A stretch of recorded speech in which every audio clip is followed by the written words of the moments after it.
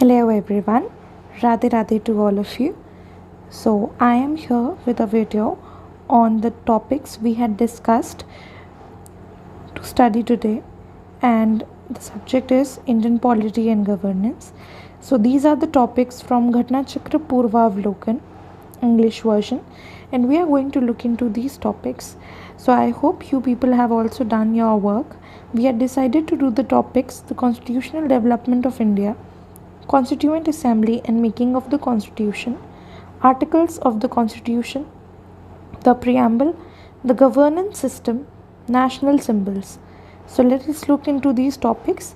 See, there is a lot to study over here. हमें पढ़ने के लिए बहुत कुछ कंटेंट मिला हुआ है, पर ज़रूरी नहीं है कि हम सब कुछ कवर अप करें. Okay, you need to cover up only a certain amount of topic from each chapter, right. ऐसा नहीं है कि हमें जितना स्टफ़ दिया गया है हमसे उतने में से क्वेश्चंस पूछे जाते हैं, पर हमें कुछ कुछ चीज़ों को ध्यान से करने की ज़रूरत है. Looking into the types of questions which have been asked in the previous years. Okay, so let us start. The first topic is Indian polity and governance. The constitutional development of India. ठीक है, India का constitutional development कैसे होता गया, ठीक है, संवैधानिक रूप में इंडिया कैसे आता गया. सो 2 acts were first passed, like acts passed for British East India Company rule 1773, 1853, and acts passed under the British Crown rule 1858 to 1947. Okay, and 1947 के बाद तो हम ऑफिशियली इंडिपेंडेंट कंट्री हो ही चुके थे. Now acts passed for the British east India company. कौन से acts British east India company के लिए पास किए गए थे? Okay, so let's look into them. Regulating act of 1773. हम अभी इसमें ये पॉइंट आउट करेंगे कि कौन सी चीज़ें ज़्यादा इम्पॉर्टेंट हैं, ठीक है. Regulating Act of 1773 designated the Governor of Bengal, Warren Hastings, to Governor General of Bengal. ठीक है, उस समय क्या बना था? गवर्नर ऑफ बंगाल जो थे, गवर्नर ऑफ बंगाल हमारे थे Warren Hastings, and he was designated to governor general of Bengal. Governor से गवर्नर जनरल बने थे, ठीक है, गवर्नर से गवर्नर जनरल बने थे वॉरेन हेस्टिंग्स, ठीक है, and subsumed the presidencies of Madras and Bombay under Bengal's control. तो बंगाल के कंट्रोल में मद्रास एंड बॉम्बे भी आ चुका था. Okay, and who was the governor general of Bengal at that time?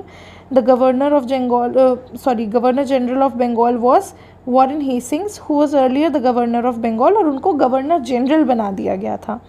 Okay, next is Governor General was provided with an executive council of 4 to assist him in military and non-military decisions which would be taken by the majority of the council. ठीक है, तो ये majority council की ही ये decide करती, और ये executive council के लिए उनको 4 लोग दिए गए थे, 4 लोग दिए गए थे उनको असिस्ट करने के लिए in military and non military decisions. देखिए, कोई भी अगर पावर में है तो उसके लिए सबसे इम्पॉर्टेंट होता है डिफेंस क्रिएट करना, ठीक है. तो डिफेंस तो एक बहुत इंपॉर्टेंट पार्ट था, और मिलिट्री नॉन मिलिट्री अफेयर्स में उनको एडवाइस करने के लिए 4 लोगों का एक काउंसिल दिया गया था, and decisions were to be taken by the majority of the council. Governor general could vote only in case of a tie. बिल्कुल, जब टाई होगा तभी गवर्नर जनरल वोट कर सकते थे.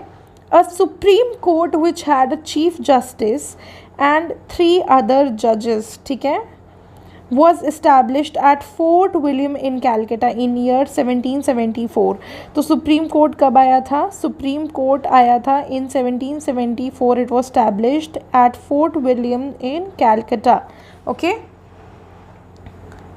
Next is this act prohibited the servants of the company from engaging in private trade. कोई private trade नहीं कर सकता था, ना ही कोई किसी से गिफ्ट या ब्राइब्स ले सकता था. पर जैसा कि मैंने पढ़ रखा है, जो रेड बुक एक आती है ना, इंडिया आफ्टर इंडिपेंडेंस या ऐसा करके कुछ India struggle for freedom independence, ऐसा कुछ जो है बिपिन चंद्रा सर की बुक है। तो उसमें तो साफ साफ we have read it so many times that British के टाइम से तो करप्शन ऐसे मतलब फ्लो में आया कि it has not ended till date. Okay, so Britishers have also gifted us corruption. Now British government strengthened the control over the company through the Court of Directors to report on its revenue, civil and military affairs in India. Next is Pitt's India Act of 1784. अभी तक हम 1774 की बात कर रहे थे, किसकी? Regulating act of 1773, ठीक है। और अब हम पिट्स इंडिया एक्ट की बात कर रहे हैं ऑफ 1784, ठीक है। It distinguished between the commercial and political functions of the company, ठीक है। कमर्शियल और जो भी पॉलिटिकल फंक्शंस थे उनके बीच में कुछ डिफरेंस क्रिएट कर दिया इन्होंने। Board of control was created for political matters, ठीक है। तो पॉलिटिकल मैटर्स के लिए हमने क्या लिया है तो उस समय board of control, and court of directors control the commercial affairs, ठीक है। तो board of control was comprised of 6 people. Next is act of, देखो ये इसमें मेन टर्म्स हैं board of control and court of directors, ठीक है। These are the 2 main terms in this section. Next is act of 1786. This provided that governor general could overrule his council in matters of importance of affecting the safety, peace और interest of the empire in India.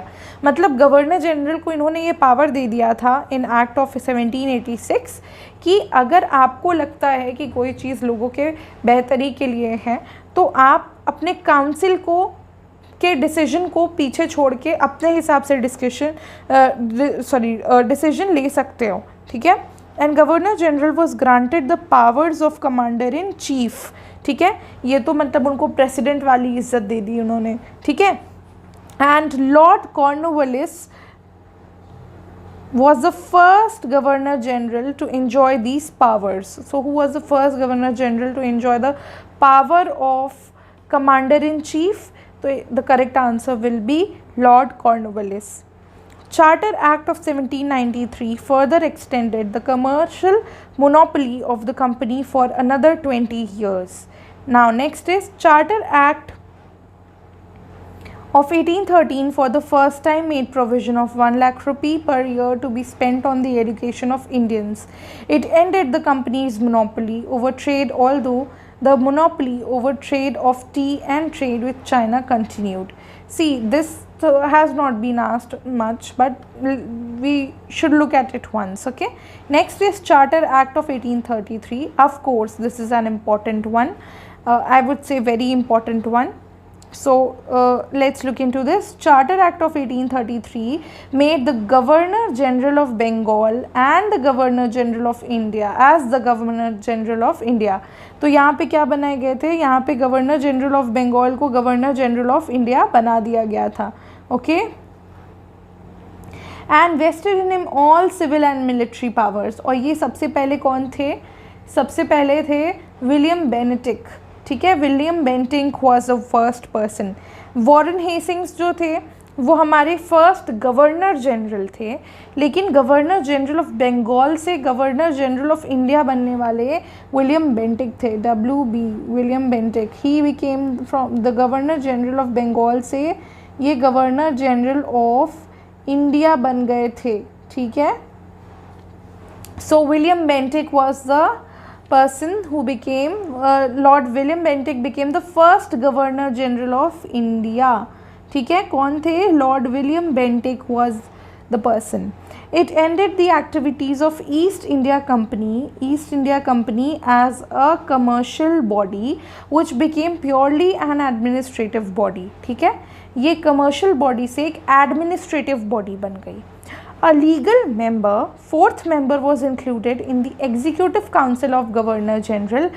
Macaulay was the first legal member. तो legal member यहाँ पे कौन थे? First legal member Macaulay. Lord Macaulay was the first legal member in the Council of the Governor General of India, that is of William Bentinck, जो हमारे starting में थे. I hope this much is clear to all of you. Next is Charter Act of 1853. separated for the first time the legislative and executive functions of the Governor General's Council. ठीक है, इन्होंने फिर से एक separation create किया, किसमें? Legislative और executive functions में. किसके? गवर्नर जनरल काउंसिल के, काउंसिल की बात कर रहे हैं हम. It established a separate Indian legislative council, law making Indian legislative council. It introduced an open competition system for selection and recruitment of civil servants. ये पूछ सकता है बिल्कुल. तो ये कब हुआ था? 1853 में. Charter act of 1853 did this. Okay, charter act of 1853 introduced an open competition system for selection and recruitment of civil servants. So the correct answer is Charter Act of 1853. और ये कब इंट्रोड्यूस किया गया था? Again the act you have to remember. Acts passed under the British crown 1858 to 1947. ठीक है, ये 1857 के वॉर के बाद की चीज़ें हैं. The British Crown decided to assume sovereignty over India from the East India Company by the Government of India Act 1858. ठीक है, इन्होंने ये चेंजेस लाने की कोशिश की.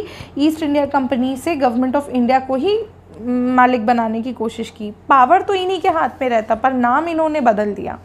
The name of the post of Governor General was renamed as the Viceroy of India. अच्छा, post के नामकरण बहुत हुए हैं. ठीक है, तो post of governor general was renamed. क्या किया गया था? नाम दोबारा क्या रखा गया था? Viceroy of India. ठीक है, post of governor general was renamed as the viceroy of India. He became the direct representative of the British Crown. Lord Canning became the first viceroy of India. ठीक है, Lord Canning क्या बन गए थे? First viceroy बने थे ये India के. ठीक है, first viceroy of India कौन बने थे? Lord Canning. Okay, Lord Canning became the first viceroy of India. So let us recall once. पहले गवर्नर जनरल थे, कौन थे? गवर्नर जनरल ऑफ बंगाल थे. फिर गवर्नर जनरल ऑफ बंगाल से गवर्नर जनरल ऑफ बंगाल बने. फिर गवर्नर जनरल ऑफ बंगाल से गवर्नर जनरल ऑफ इंडिया बने. और अब गवर्नर जनरल ऑफ इंडिया से हमें कौन मिल रहा है? Viceroy. ठीक है, तो गवर्नर जनरल ऑफ इंडिया से we got viceroy. Okay, now Lord Canning became the first Viceroy of India. Board of Control and Court of Directors came to an end. ठीक है, इनका अंत हो जाता है. इस पोस्ट का मतलब लोगों का नहीं, इस पोस्ट का अंत हो जाता है. And a new post of secretary of state of India was created. ठीक है, तो एक नई पोस्ट बनी थी.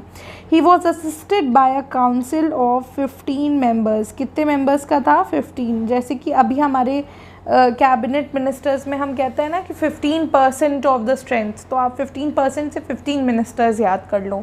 ही receive the powers so long enjoyed by the court of directors and board of control. ठीक है, जो पावर्स उन लोगों के पास थी अब वो शिफ्ट होके सेक्रेटरी ऑफ स्टेट के पास आ जाती है. The Council of India was to be advisory in nature. In most cases, the initiatives and the final decision remained with the Secretary of State for India. Indian Council Act 1861 initiated the participation of the Indian representatives in law-making process. The act restored the legislative powers of making and amending laws to the provinces of Madras and Bombay, and thus initiating the process of decentralization. तो decentralization कब से होता है? After the Indian Council Act of 1861. ठीक है, law making process में किसका participation start हो जाता है? इंडियन रिप्रेजेंटेटिव्स का भी. The act empowered the viceroy to issue ordinances. ठीक है, तो ये ऑर्डिनेंस टर्म का यूज़ आपको दिख रहा है, इंडिपेंडेंस के पहले से था. कौन प्रैक्टिस कर सकता था? वाइसरॉय इसको प्रैक्टिस कर सकता था.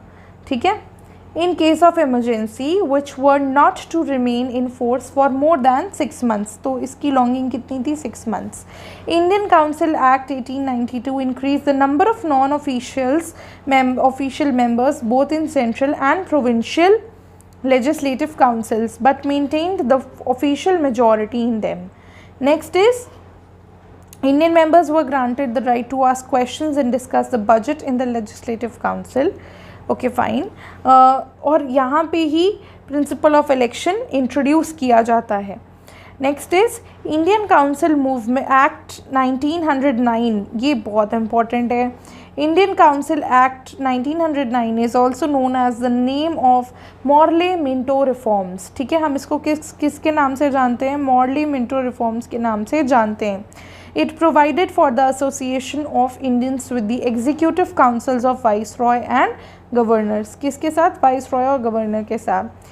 Satyendra Prasad Sinha became the first Indian to join the Viceroy's executive council. This can be asked, and this has also been asked at times. I have not seen recent questions from this, पर कभी तो पूछा गया है। He was appointed as a law member. So who was it?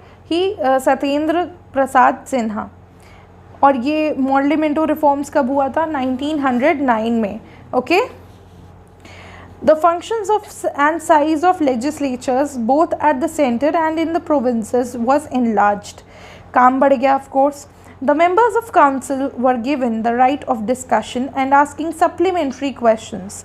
The act provided separate electorates for Muslims. Okay, so ये भी important है।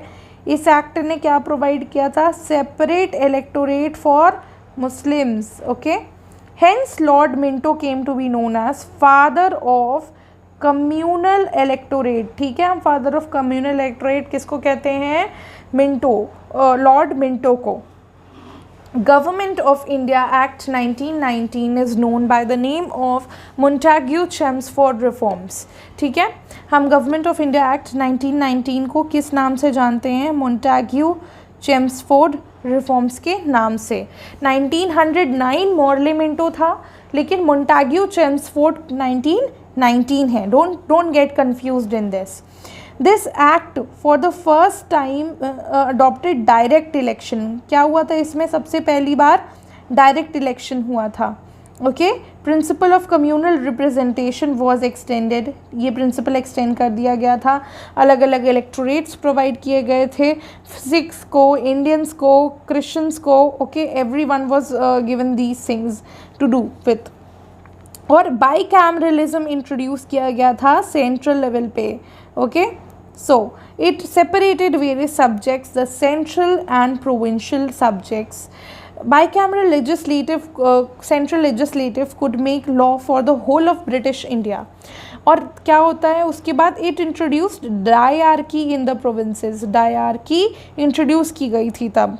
ठीक है, provincial subjects were further divided into two parts. कैसे? ट्रांसफर्ड एंड अनट्रांसफर्ड, दो तरीके से इनको डिवाइड कर दिया गया था। एक रिस्पॉन्सिबल गवर्नमेंट वाला टर्म यूज़ किया गया था उस समय पे। And under this act a commission was to be constituted after 10 years which will review the working of this act and present its report. In November 1927, the British government announced the appointment of a 7-member statutory commission under the chairmanship of Simon to report on the condition of India under its new constitution. The commission was hence called Simon Commission. तो हम इस commission को क्या कहते हैं? Simon commission. और इसका काम क्या था? Chairmanship of Simon to report on the condition of India under its new constitution. जो नया कॉन्स्टिट्यूशन बना है इंडिया का उस समय, उसको उसकी रिपोर्ट के कॉन्टेक्स्ट में था। तो ये क्वेश्चन भी हमसे कई बार पूछा जा चुका है कि क्यों आया था Simon commission. Okay, Government of India Act 1935 provided for the establishment of All India Federation and consisting of provinces and princely states as units. It introduced diarchy at center and abolished the same in the provinces. ठीक है, तो वो centre पे क्या ले आया? Dyarchy ले आया। ठीक, it provided for the establishment of a reserve bank of India. ये भी बहुत इंपॉर्टेंट है। ये भी किस में हुआ था? 1935, Government of India Act 1935, and trust me, this is very important. Government of India Act 1935 holds a huge importance in this exam. It provided for the establishment of RBI to control the currency and credit of the country. Principle of communal representation was further extended. मतलब ये दीवार extend करते ही जा रहे थे ये लोग। Separate electorates for scheduled caste, women and labours. ठीक है, अब ये सोशल बेसिस पे और ज़्यादा इसमें डिवीजन क्रिएट करने लगे। रिलीजन बेसिस पे तो कर ही रखा था, पर सोशल बेसिस में भी कर डाला।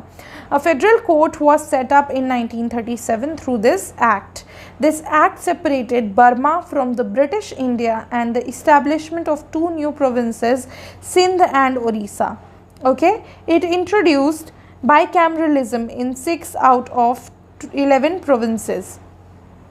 India Independence Act of 1947 declared India to be an independent and sovereign nation on 15th August 1947. It abolished the office of Viceroy.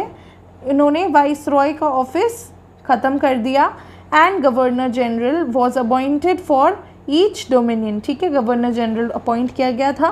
It dropped the title of Emperor of India from the royal titles of the King of England. So I hope this much is clear to all of you. Let's look into the first question. पर questions आप अपने आप करना. I'm just explaining and discussing this the main summary portion with you all. Which act of British Parliament abolished the East India Company monopoly over trade in India?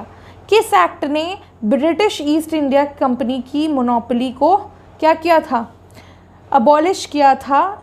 किस context में? Trade जो वो कर रहे थे इंडिया में, वो उन्हीं की मोनोपोली बस चल रही थी ना. So which act did this? Charter act of 1813. Okay, charter act of 1813 abolished the monopoly of East India Company over trade in India. So let's move on to the next topic which we have to do. We have completed topic 1. Now Constituent Assembly and making of the Constitution. Okay, of course an important and interesting topic as well. Constituent Assembly and making of the Constitution. The first formal demand for the Constituent Assembly was made by the Swaraj Party. तो Constituent Assembly के लिए सबसे पहली formal demand किसने की थी? Swaraj party ने की थी. At a conference in Ranchi held on May 3rd, 1934.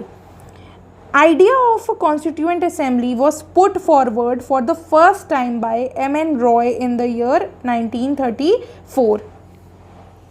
So idea M.N. Roy ने put forward किया था and this was formally demanded by the Swaraj Party in Ranchi conference in 1934.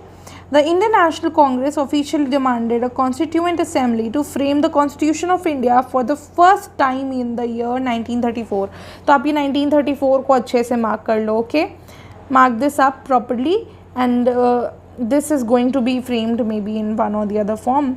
In 1938, Jawaharlal Nehru, on behalf of Indian National Congress, declared the Constitution of Free India must be framed without outside interference by a Constituent Assembly elected on the basis of adult franchisee.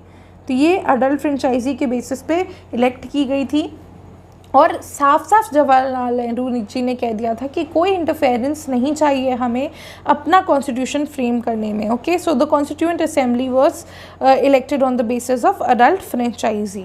The demand was finally accepted in principle in August of 1940. ये demand accept कब की गई थी?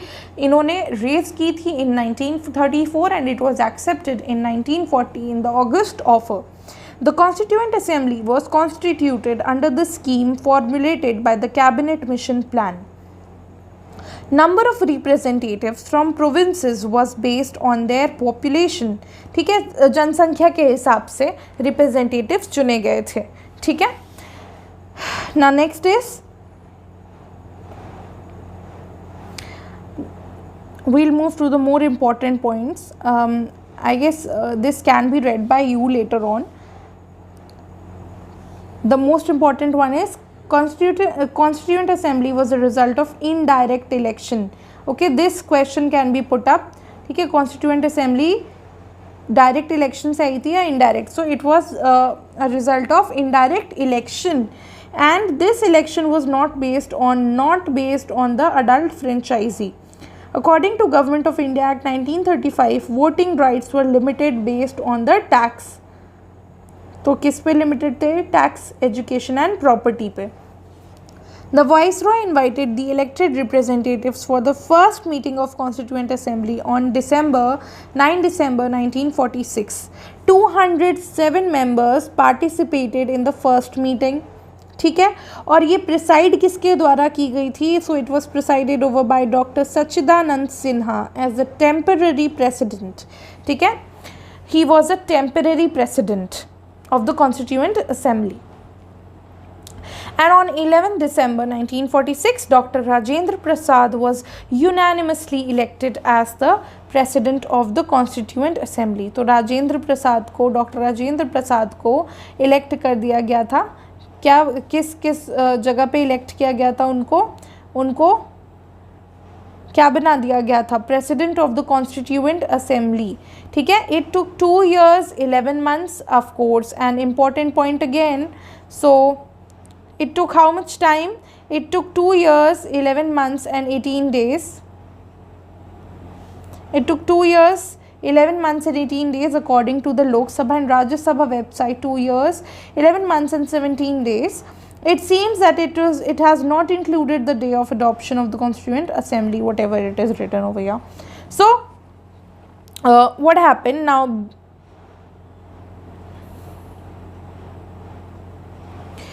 We adopted, enacted and gave to ourselves the constitution on 26 November 1949. या भैया हम preamble में भी पढ़ेंगे. Okay. Now, number of women in Constituent Assembly was 15. Keep this in mind.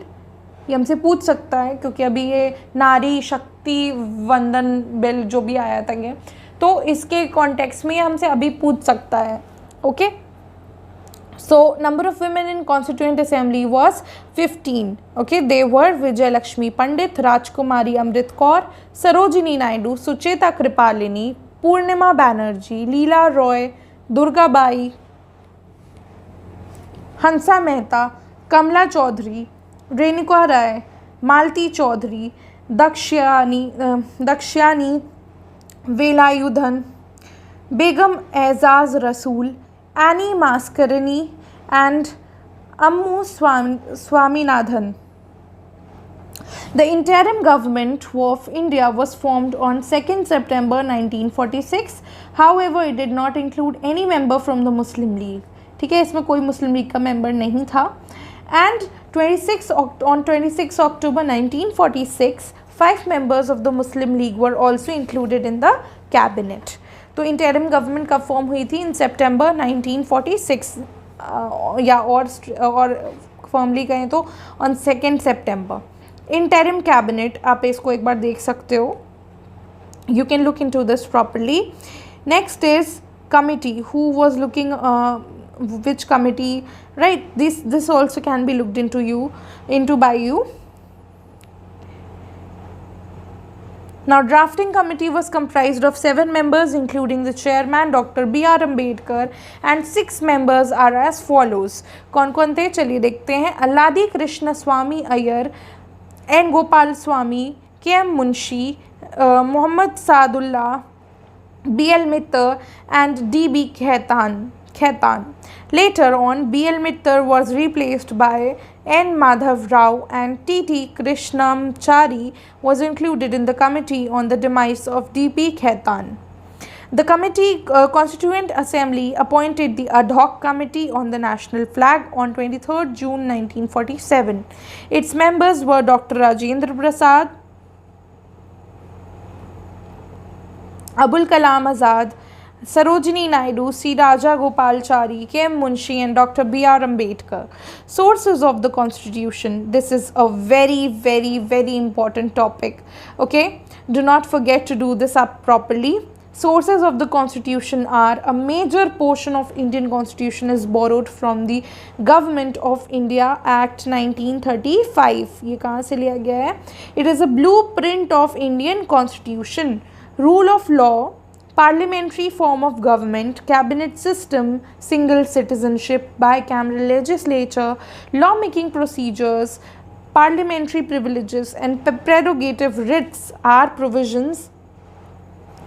Prerogative writs are provisions borrowed from the constitution of Britain. ये कहाँ से लिए गए हैं? Borrowed from the constitution of Britain, जिसमें से ये हमसे कई बार पूछता है, single citizenship, rule of law, parliamentary form of government, bicameral legislature. So these are the things which we should be thorough with, as they have been taken from Britain and also hold relevance to the Government of India Act of 1935. Now, preamble, judicial review, independence of judiciary, fundamental rights, post of vice president, procedure of impeachment of president and removal of Supreme Court and High Court judges, provisions taken from the Constitution of USA. Okay, इसमें से important क्या क्या है? Of course, preamble, judicial review. Okay, let me change the color so that you don't find it cliched. Preamble, judicial review, independence of judiciary, fundamental rights. Of course, remember this properly. Fundamental rights हमने USA से लिए थे, okay? और fundamental duties हमने कहाँ से ली है? आप इसको कमेंट सेक्शन पे कमेंट करके ज़रूर बताएं। वैसे हम इसको पढ़ लेंगे अभी, बट फिर भी you can comment it on the comment section. Procedure of impeachment of president and removal of supreme court and high court जजेस provisions taken from the constitution of USA. DPSP हमने आयरलैंड से ले रखा है। DPSP's Directive Principles of State Policy, Method of Election of President, Nomination of Members to the Council of State, and that is nomination of members to the Rajya Sabha are provisions inspired from the Constitution of Ireland. Federation with a strong center, advisory jurisdiction of the Supreme Court, residuary powers to be vested in the center and appointment of governors by the center are provisions borrowed from Constitution of Canada. The joint sitting of both houses of parliament, ये भी important है, okay? Joint sitting कौन कौन से articles में आता है? Please write in the comment section and tell it to me. Language of preamble, freedom of trade, commerce and intercourse and idea of concurrent list are borrowed from Constitution of Australia. Okay, now next is provisions related to emergency. Emergency से related जो भी provisions है, except financial emergency imported from Constitution of Germany, ठीक है, and procedure established by law. देखिए, rule of law हमने Britain से लिया था, मैंने ये यहाँ पे पढ़ रखा है, पढ़ाया भी है। ये rule of law has been taken from Britain, but procedure established by law has been taken from Japan, and procedure of constitutional amendment and election of members of Rajya Sabha are borrowed from South Africa. Nomination कहाँ से लिया गया है? Nomination of members of Rajya Sabha has been taken from Ireland, ठीक है। Nomination हमने यहाँ से लिया है और इलेक्शन हमने लिया है साउथ अफ्रीका से। किसका? राज्यसभा के मेंबर्स का। Fundamental duties and the ideals of justice in the preamble are imported from USSR. Republican system principle of liberty, equality and fraternity, liberty, equality and fraternity in the preamble are borrowed from the Constitution of France, ठीक है। ये कहाँ से लिया हमने? France के constitution से लिया है। Let us look into the first question. The idea of the preamble has been borrowed in Indian constitution from the constitution of which place? Please quickly tell me up. It has been borrowed from USA. Okay, now I hope this topic is also clear to all of you. आप इसके questions को अच्छे से देखिएगा, पढ़िएगा, समझिएगा, ठीक है। जुडिशियल रिव्यू हमने कहाँ से लिया है? This question is also important, USA से। मैंने आपको सब कुछ यहाँ पे मार्क कराया है, आप देखो, ध्यान से देखो। हमने ये किया है ना, preamble, judicial review, independence of judiciary, ठीक है, ये सब हमने यूएसए से लिया है। Impeachment of procedure of impeachment of president, removal of supreme court and high court जजेस, ठीक है, ये सब हमने कहाँ से लिया है? यूएसए से लिया है। Okay, now moving on to the next topic.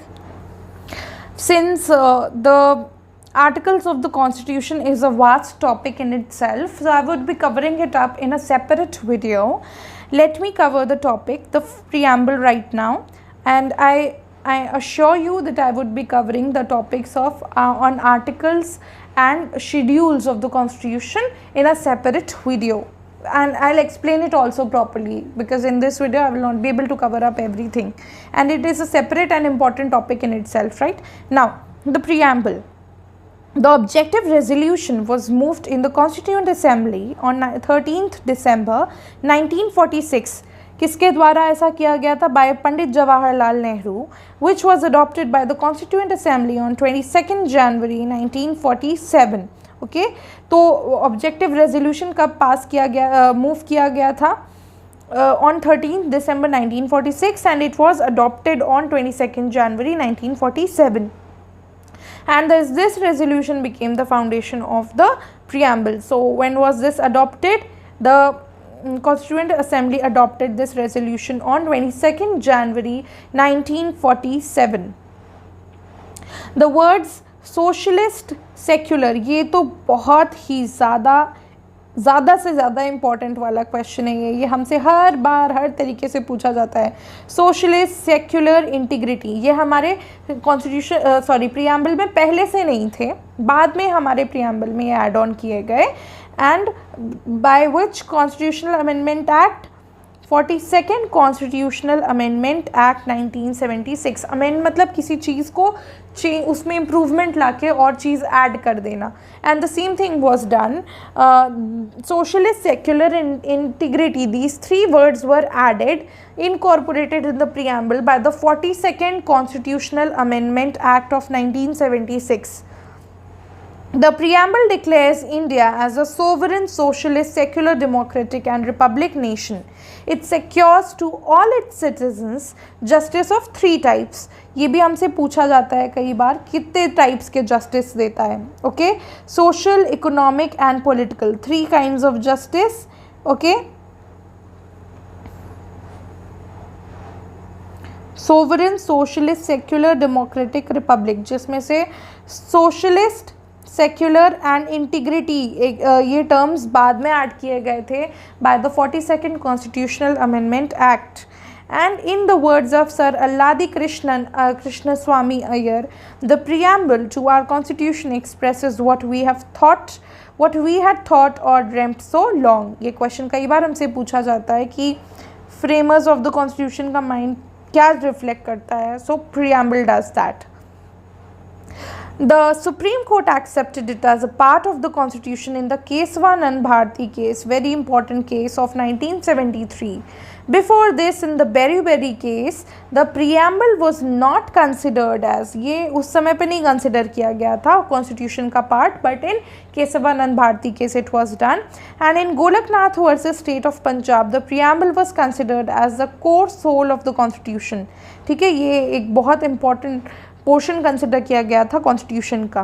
In Bommai versus union of India, the supreme court gave a conception that the preamble is a part of the constitution. ठीक है, प्रीएम्बल एक पार्ट है constitution का. And it is non-justiciable in nature. Very important, it is non-justiciable in nature. Preamble is a part of the constitution, ये आपको याद रखना है.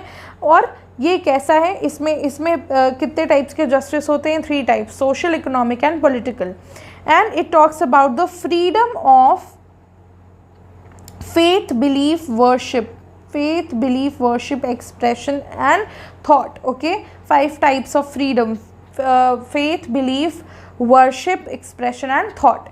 It also ensures the dignity and equal opportunities to all. It is called as the soul of the Constitution. Dr. B.R. Ambedkar called the right to constitutional remedies, Article 32, as heart and soul of the Constitution. K.M. Munshi called it as the political horoscope. Subhash Kashyap said that if Constitution is body, then preamble is soul. If Constitution is building, then preamble is foundation stone. And Dr. B.R. Ambedkar also said that the Constitution is a pious paper. Now, we have been given the preamble over here. So let's look into this question. इससे हमारा पूरा revision भी हो जाएगा अच्छे से. So We, the people of India, having solemnly resolved to constitute India into a sovereign, socialist, secular, democratic republic, and to secure to all its citizens justice, कितने types का था? 3 था ना?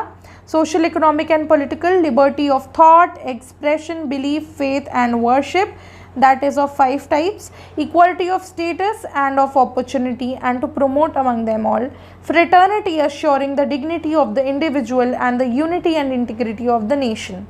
In our Constituent Assembly, this 26th day of November 1949, we do hereby adopt, enact and give to ourselves this Constitution. So X was related to 26 day of November 1949. आप इसी तरह से इस टॉपिक से बाकी के क्वेश्चंस को कंप्लीट करिए और बार बार इसको रिवाइज करते रहें. Moving on to the next topic, the governance system. A government is an institution or a system made of a group of people. मतलब एक ये संस्था होती है बेसिकली जो कि अलग अलग तरह के लोगों से बनी होती है और वो किस चीज़ का ध्यान रखते हैं? देश के हित का ध्यान रखते हैं, देश के हित में कार्य करते हैं. Every government has its own constitution और a set of fundamental principles that it follows to ensure effective governance. मतलब अपने राज्य में संतुलन बनाए रखने के लिए वो एक अलग अलग तरह के प्रिंसिपल्स फॉलो करते हैं और लोगों के हित में काम करते हैं. An autocracy is a form of government where the supreme power or rule is in the hand of one individual. ठीक है, एक ही व्यक्ति के पास सारा पावर होता है, उसको हम ऑटोक्रेसी कहते हैं. And autocracy includes absolute monarchy. Monarchy मतलब क्या होता है कि एक ही व्यक्ति राजा है, राजा का बेटा राजा होगा. ओके, वेयर अ फैमिली और a group of family rule और अ कंट्री. समझ में आया? तो the post of monarch is inherited in an absolute monarchy. और हमारे देश में मोनार्की है क्या? No, it is not there. Monarchy is the oldest form of government. राजा का बेटा राजा होगा, पर यहाँ ऐसा नहीं होता है. Now autocracy also includes dictatorship. Dictatorship भी होती है लेकिन यहाँ पे ऐसा नहीं है. डिक्टेटरशिप एक ऐसी फॉर्म ऑफ गवर्नमेंट होती है जहाँ पे एब्सोल्यूट पावर होता है बिना किसी लिमिटेशन का. ठीक है, कोई लिमिटेशन नहीं होती है, जो राजा कहेगा वही होगा और राजा कह दे दिन तो दिन, रात तो रात. Okay. Democracy is the most popular form of governance at present.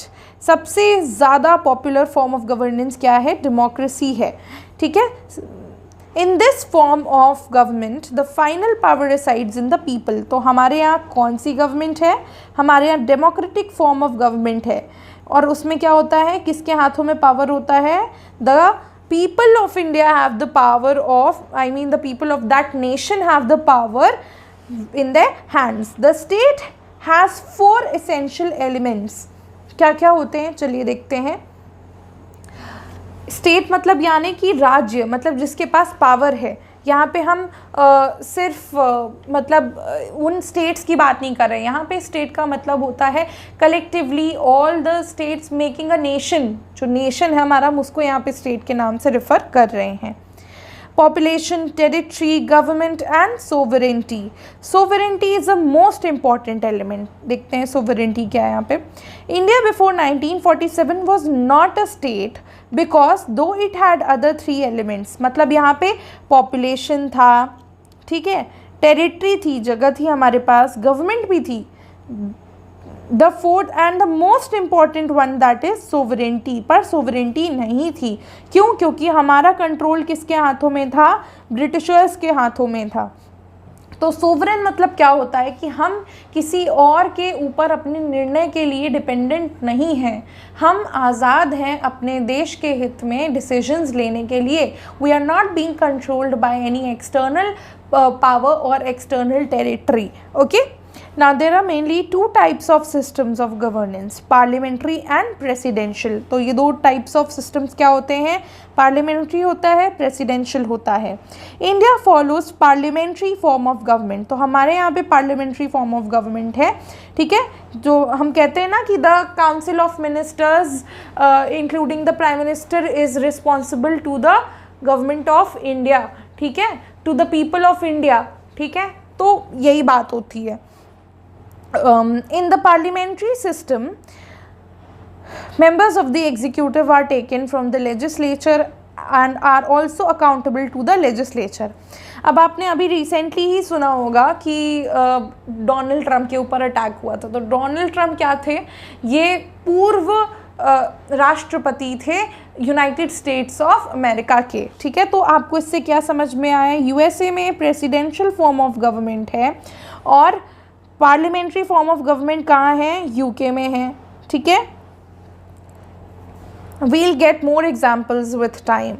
Next is, in the parliamentary system, members of the executive are taken from the legislature. legislature से ही execute करने वाले लोग लिए जाते हैं and are also accountable to the legislature. यहाँ पे legislative और executive हम अलग बोलते हैं पर actual में powers होते हैं, मतलब distributed भी, पर same लोगों के पास ही होते हैं. Parliamentary system of government is also known as a cabinet form of government. होता है ना हमारे यहाँ कैबिनेट मिनिस्टर्स, वही तो रिस्पॉन्सिबल होते हैं. So cabinet form of government. Government is responsible to the popular house of the legislature. आपको मैंने अभी अभी ये बताया था. And remains in power till it has the support of majority of members in that house. ठीक है, तो और आपको भी पता है कि हमारे यहाँ जैसे लोकसभा है और राज्यसभा है, तो लोकसभा एक परमानेंट बॉडी नहीं है and Rajya Sabha is a permanent body. Thus, cabinet form of government is a mechanism to ensure collective responsibility. मिला ना ये term of the government to the people. किसके लिए ये responsible होती है? देश के लोगों को. In India the cabinet is headed by the head of government, the prime minister. तो ये गवर्नमेंट का हेड कौन होता है? Prime minister. The head of the state is the president. ठीक है, तो हेड ऑफ द गवर्नमेंट कौन है? क्योंकि वो लोगों से डायरेक्टली चुन के आया है तो वो हेड ऑफ द गवर्नमेंट है. और हेड ऑफ द स्टेट होता है राष्ट्रपति, और वो इनडायरेक्ट इलेक्शन के थ्रू चुन के आते हैं. India is a democratic Republic where the supreme power is vested in the people of India. किसके हाथों में exact power होता है? people of India में. Indian political system does not provide for a unified authority but makes a decision of powers between union and states. ठीक है, हम एक फेडरल स्ट्रक्चर फॉलो करते हैं. फेडरेशन फेडरल स्ट्रक्चर होता है जिसमें कि गवर्नमेंट स्टेजेस में होती है. जैसे एक यूनियन होती है, फिर यूनियन के बाद स्टेट गवर्नमेंट होती है, और स्टेट गवर्नमेंट के अंदर भी हम एक डिसेंट्रलाइज्ड फॉर्म ऑफ गवर्नमेंट रखते हैं. आई मीन डिसेंट्रलाइज्ड लेजिस्लेचर रखते हैं, जैसे कि पंचायत हैं, म्यूनिसिपैलिटीज़ हैं. Okay, so the Indian constitution has both federal and unitary features. ठीक है, in federal characteristic it has a written constitution. क्या होता है? एक लिखित संविधान होता है. एंड ये जो संविधान होता है ये क्या होता है? क्या ये राज्य के लिए मतलब स्टेट्स के लिए और सेंटर के लिए अलग होता है? नहीं, it is the same for the central government as well as for the state government.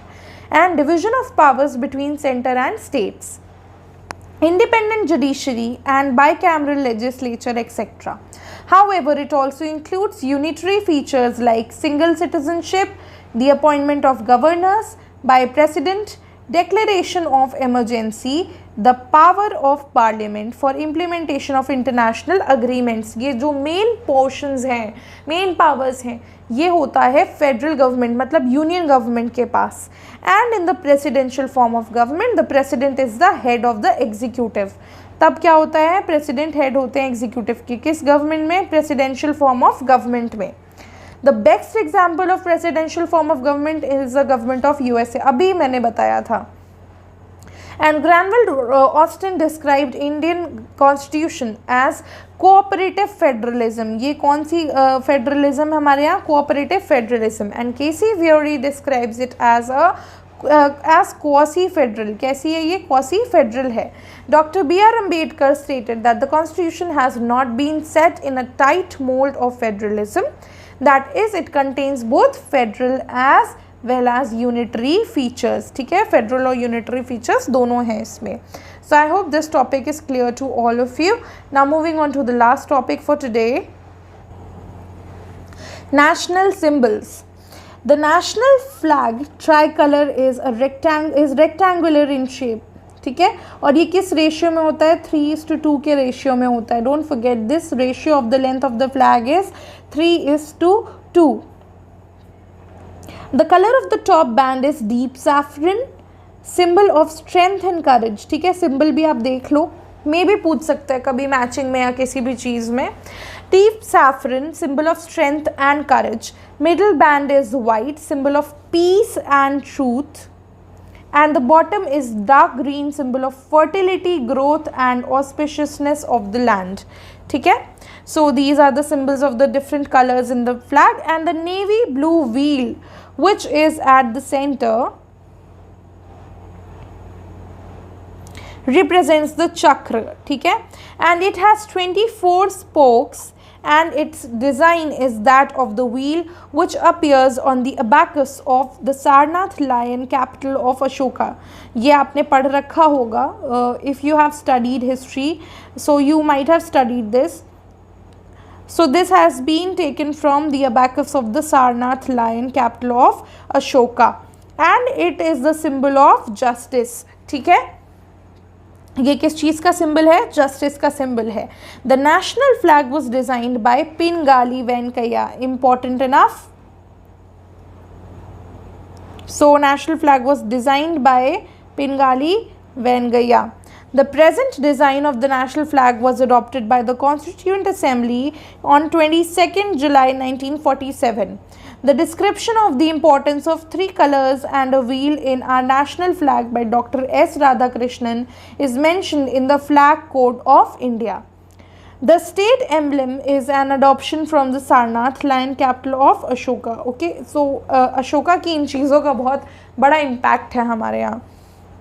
It was adopted by the government of India on 26 January 1950.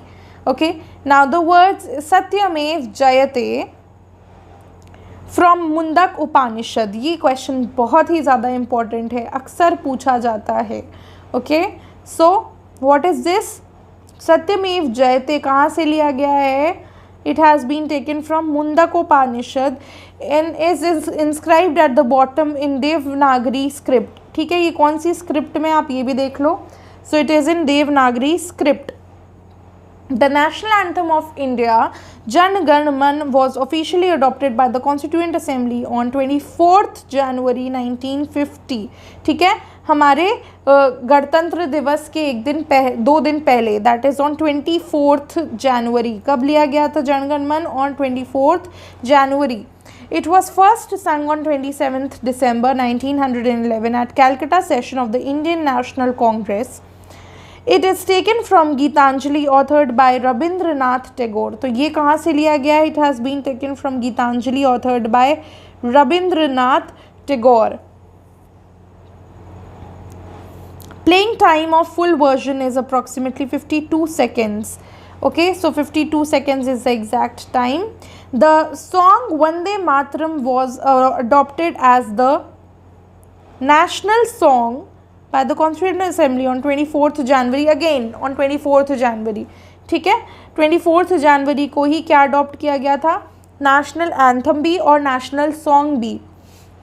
National anthem is Vande Mataram and it has been taken from the Gitanjali by Rabindranath Tagore. और वंदे मातरम कहाँ से लिया गया है, आनंद मठ से लिया गया है, ऑफ बंकिम चंद्र चट्टोपाध्याय और Chatterjee, whatever you might be comfortable with. It was first sung at 1896 session. Very important, सबसे पहले ये कहाँ गाया गया था, तो 1896 session of the Indian national Congress, where chairman was Rahimtulla Sayani. The national calendar based on the Saka era, किस era पे based है ये, it is based on the Saka era, that is Chaitra as its first month and Fagun as last, was adopted on 22nd March 1957 along with the Gregorian calendar. Generally, the month of Chaitra begins from 22nd March, but in the leap years it begins from 21st March. The national flower of India is lotus. हमें पता ही होगा, ये सब हम school में बचपन से पढ़ते आ रहे हैं. National fruit is mango. national trees. Banyan tree. While the government has clearly stated in the Rajya Sabha that no notification has been issued regarding India having national flower, national fruit and national tree, हम इसको consider करते हैं बस. The national animal is the magnificent tiger. Project Tiger के बारे में आपने पढ़ा ही होगा. The national bird is the Indian peacock. कौन सी bird है? Indian peacock is the national bird. The national aquatic animal is the mammal Ganges river dolphin. Okay, Gangetic dolphin भी हम कहते हैं इसको. The river Ganga was declared the national river by the government of India in the year 2008. The government of India declared the Independence Day 15th August, Republic Day 26 January and birth anniversary of Gandhi on 2nd October as the national days. So I hope this is clear to all of you. और ये questions काफ़ी easy and handable हैं, handy हैं, तो आप इनको कर सकते हैं solve. And here is the place where we end up today's video. So we have successfully completed the 5 topics we have decided for today. I mean, we could not do the most important one, that is of articles and schedules. वो हम अलग से separately एक अलग video में complete करेंगे. So till then, watch this video, revise these topics. जय हिंद.